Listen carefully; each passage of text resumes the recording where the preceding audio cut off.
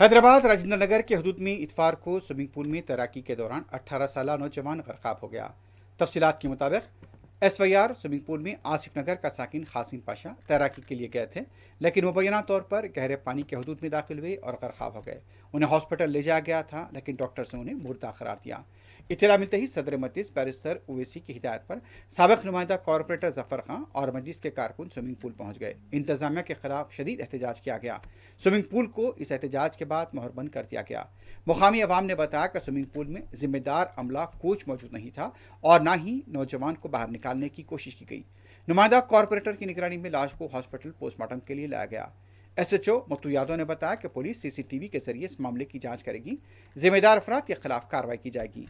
मजलिस ने इस पूरे मामले में बरती गई लापरवाही को लेकर जिम्मेदारों के खिलाफ सख्त कार्रवाई का मुतालबा किया है।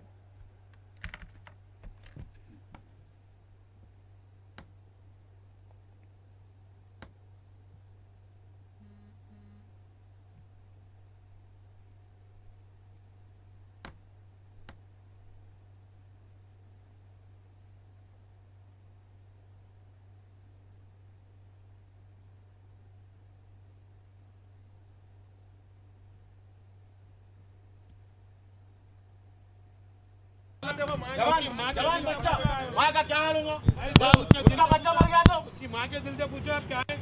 अरे अब तक नहीं आया ऑनर।